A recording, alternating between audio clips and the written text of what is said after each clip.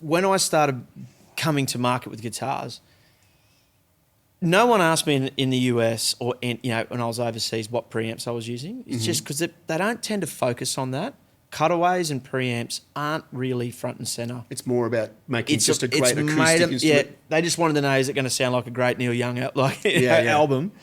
But in Australia, the conversation, I quickly learned, is dominated by acoustic preamps. And, Maiten have had such great success with the AP5, Cole Clark, a lot of their marketing. I don't want to speak too much for those guys, but they make a great acoustic pickup. And, of course, once your mate Steve-O plays one at the pub, then you just want to sound like Steve-O. And it's been this sort of replicating. It is that thing of, like we were talking about before, people want what they're used to. That's right. And that's great. But for me, I found it quite daunting, but also frustrating to a point that people wanted to talk to me about. I'm like, but and they're like, I love the guitar, but what? I'm like, but you're about to buy a $5,000 guitar and you care about this thing that's, worth $100. It's like, it was a really weird thing for me because when you go and record, and you would know this in a studio, you're recording in front of a beautiful microphone. Yeah.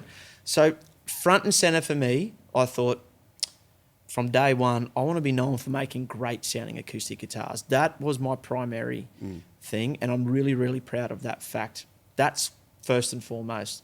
I'll worry about the preamp later because when you start to make responsive guitars, so most factory-made guitars are, from my perspective and from a builder's perspective, are what we call overbuilt.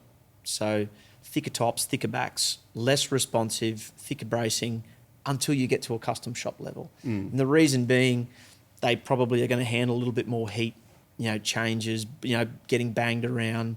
There's not enough cost in the instrument for each one to be tuned a specific way, for the woods to be sort of thinned until you're getting the right sort of flex, stress, strain response, which works really well with acoustic preamps. Because when you put an acoustic preamp inside an overbuilt sound box, it sounds huge through a PA. Yeah, it doesn't sound great acoustically. It doesn't sound necessarily great acoustically. They can, but from my experience, not so much. It's probably more fluke than anything. The way we build acoustic guitars and the way I build acoustic guitars is they're super responsive, which means they're kind of built like a sports car.